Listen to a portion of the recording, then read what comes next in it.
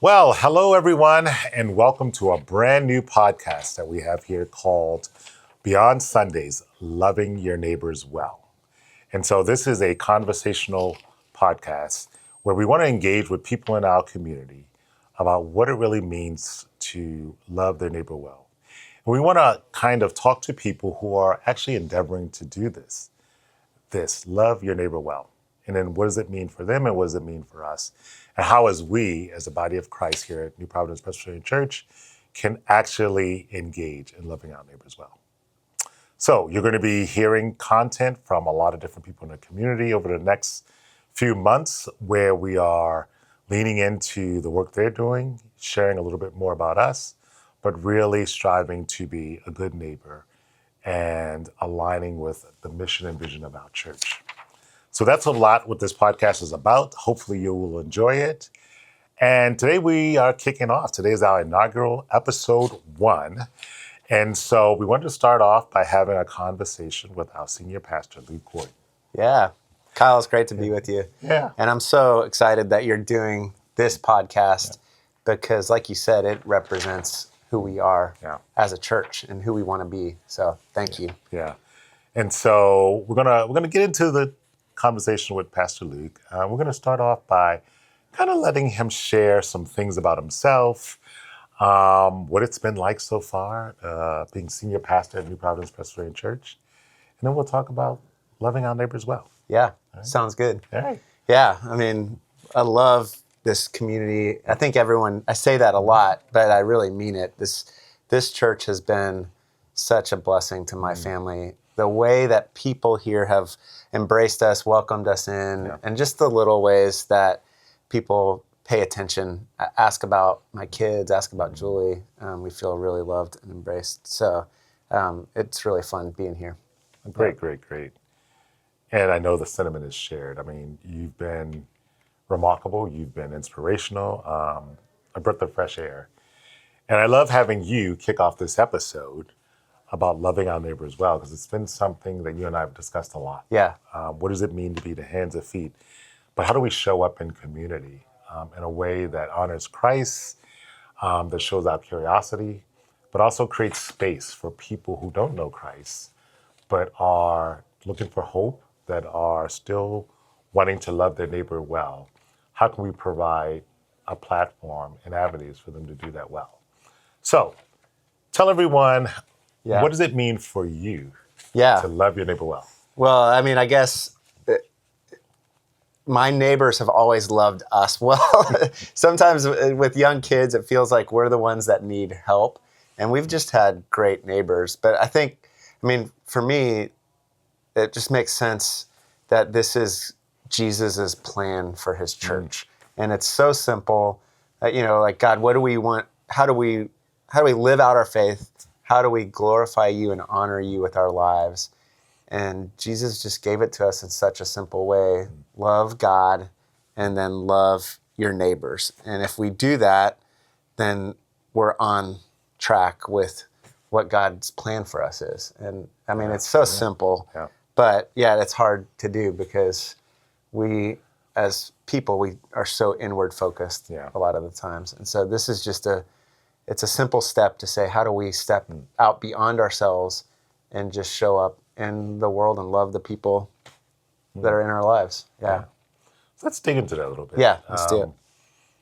What have been some of the challenges that you've seen, either personally or with ministry, either in Texas or here in New Jersey, which really causes it to be a bigger struggle for us to really love, first see our neighbors, but then love them the way Christ designed us to love them? Yeah.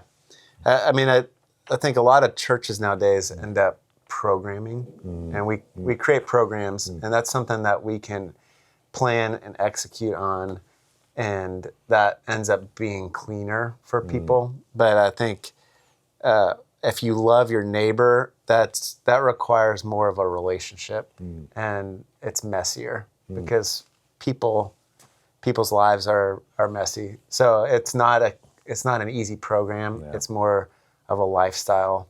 And so that's the shift that I think makes it challenging, is what does it look like for all of us individually in our lives to start paying attention to the people that we work with and the people that we, we play with, the people that we live next to. Yeah. And so I think that's the challenge, is learning. Yeah. It's a mindset shift. Yeah. It's a lot of stress and pressure. How do you deal with that? Like, as senior pastor, first of all, as a pastor, there's a certain expectation that you are Christ-like with everything you do. And in this specific area, in this specific topic, what type of pressure and stress, if it does that have on you in just your daily walk, in your daily life? Yeah. Yeah, I mean, I don't feel it as pressure in that way because I just want to live authentically. And, I try to start my day with time with God and saying, okay, today, whatever I encounter today, would I glorify you? Yeah. And then just go about living in an honest way, which, because of my role as senior pastor, people are watching me and my kids, but we're not perfect. We're broken. We have our own issues. And so I think that, that's just the way it is, whether it's pressure or not pressure, I think. And maybe my kids feel that more than I do, but yeah. That's the right answer anyway. I put the answers to the question in here. That's the right answer to the question. So Yeah. you get a grade A. Yeah, okay, good. For answering that correctly. No, but in all seriousness, as you start to think about what that type of success looks like for this congregation in this area, what do you envision loving our neighbors looking like as a success story for New Providence Presbyterian Church? Yeah. Well, it would be amazing if, we can look back in 10 years and we know that people in this community know about our church. But again, not because of a program that we do, but because someone from our church has loved them and has a relationship with them. And that means our people are just living their lives in a way that they're present. They're present in the community. They're present on the school board and serving in different organizations, but also just in friendship. Yeah. And so, I think we have a church, at least right now, our church has 500 members. That's a lot of people. Yeah. I think if we're all taking on this job of loving our neighbors well, then just think of how many lives in this community will be touched by people here at this church, from this church as we go out. I agree. It's a journey. It's a journey of discipleship. It's a journey of grace, grace for ourselves, because we're not going to get it right the first time through. But I think as long as you are focused on those two commandments, loving God with all your heart, mind, and soul, and loving your neighbor as well, those opportunities will evolve, and your heart will start to crave what God craves. And that's to love people and to see people. And so I'm 100% aligned with you on that. And if we're actually doing that and in relationship praying for people, then we pay attention to their needs and we come alongside and we serve them first, right? Rather than it being this pressure to evangelize people or win them to Christ, which we want people to know Jesus because his grace is life-changing.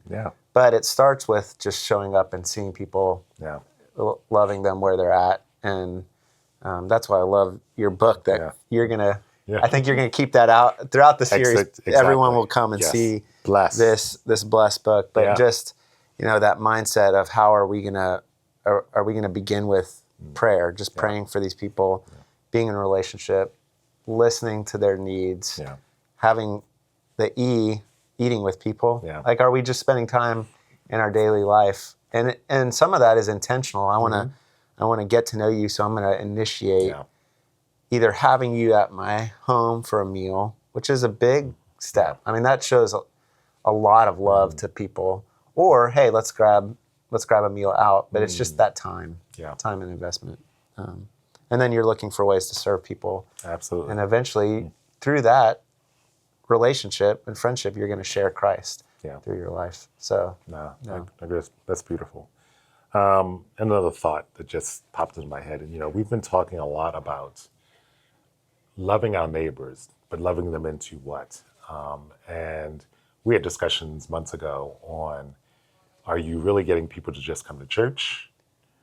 Is that the mission? Or are you creating a space where they can thrive and learn? And sometimes churches focus on getting people saved and getting them in, but then there's no maturing. Right. There's no advancing beyond that. And so what do we need to do as part of that love? Yeah.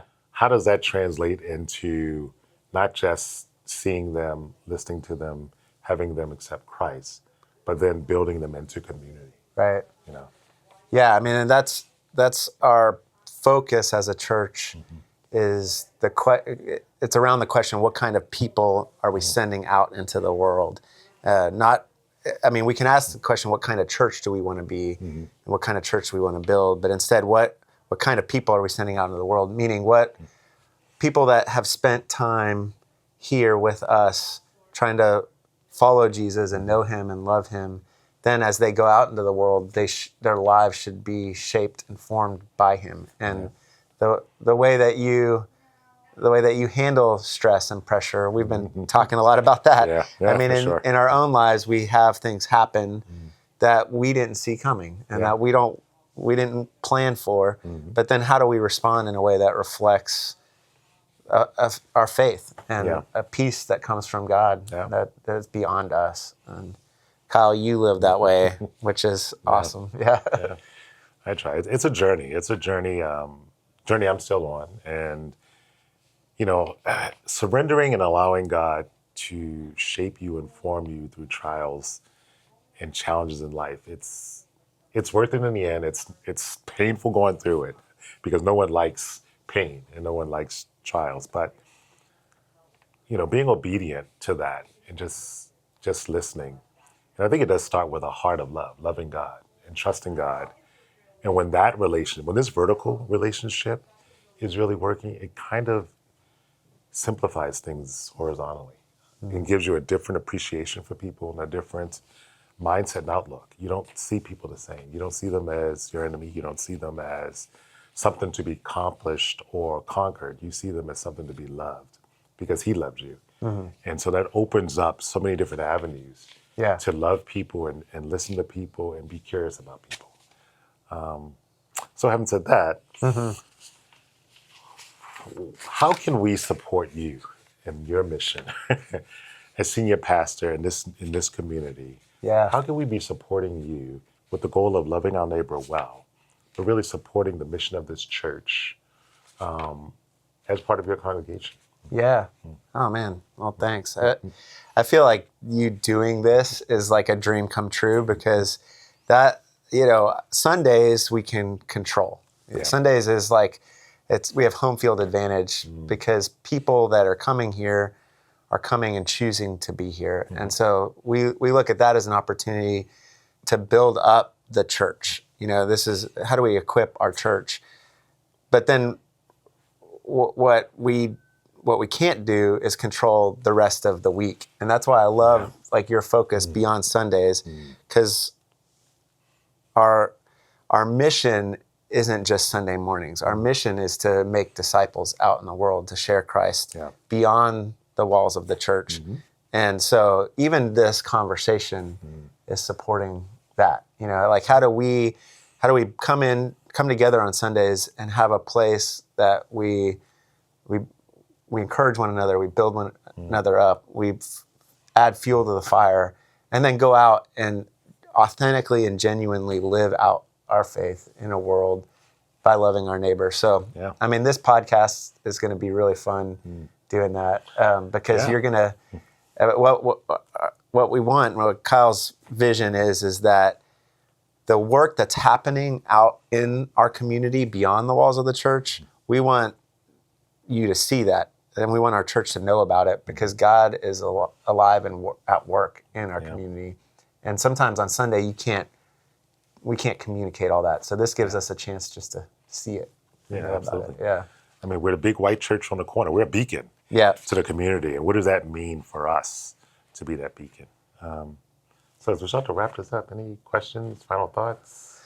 Yeah, I think that part of the uniqueness of our community, New Providence, we're our church is right in the center of this town, but we also have this whole series of towns that we draw from, and all these little towns are such a unique part of the world. I'd notice it because I'm coming from Texas. Yeah. But I was watching a podcast with Asher the other day, and this podcaster was talking about how unique New Jersey is, and he was going back and looking at a law that was passed in like the 1890s that allowed local governments to stay small, and New Jersey is unique because of that history. And he said that the few counties that right here up in northern New Jersey, if it wasn't for that law and we were one kind of city that annexed, we would be the third largest city in the U.S. Wow. Just northern New Jersey, just like a 4-county area would be bigger than Chicago and Houston. And so there's a lot, our influence here, we have potential to influence a lot of people just in these towns around our church. And so that's our prayer and our hope that we genuinely live out our faith in a way that God uses for his kingdom. Yeah, absolutely. I can relate to that. I'm a transplant. I'm from Maryland originally. So New Jersey it's a state that's grown on me. Got married and raised my family here. So it is definitely a unique place. But I think living in other places gives you a unique perspective also. And so you kind of see things a little bit differently with this state. And it's one of the reasons why I wanted to kind of do this podcast,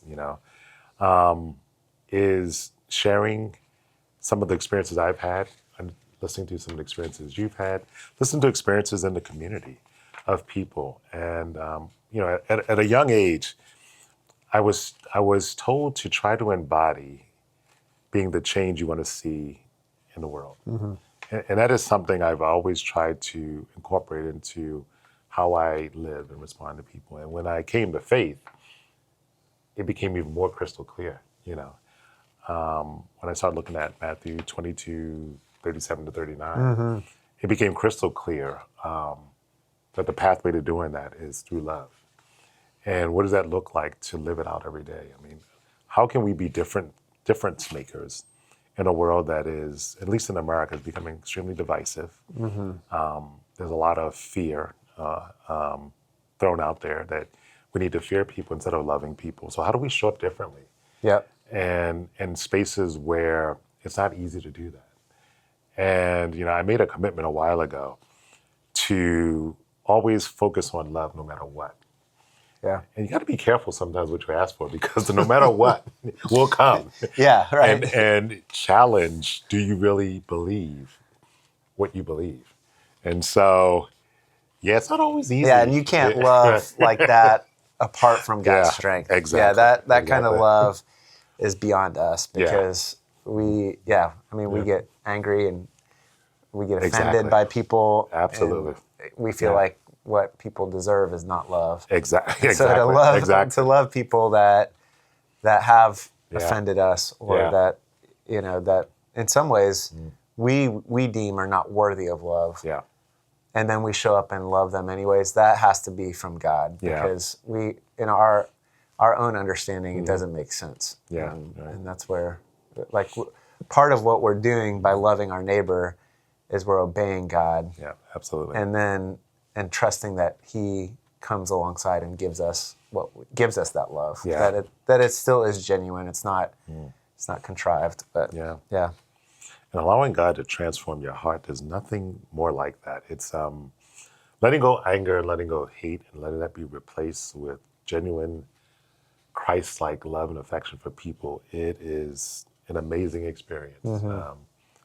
But you got to stay in your word. You got to stay in prayer. You got to constantly feed your spirit to do that. You can't do that, to your point. You can't do that apart from Christ. You cannot. So part of what Luke has been trying to really encourage is really biblical literacy, getting into our word, prayer, and forming these communities of support that we can grow together and share together and learn together, and then love out of that. So I'm very appreciative of that. You're a difference maker. You are a difference maker. So I hope you know that. Oh, thank you. And we've seen it in the short time you've been here. You're making a difference. So thank you. Man, praise God. It's awesome. All right. So that's a wrap for episode 1. Stay tuned for weekly drops of new episodes coming forward. There's going to be some really engaging discussions. And as our first-time podcasters, it may not always look perfect, but really tune into the context because we are really striving to love our neighbors well beyond Sundays. And so be blessed, have a great week, and stay tuned for the next episode. Thanks, Kyle. Yeah.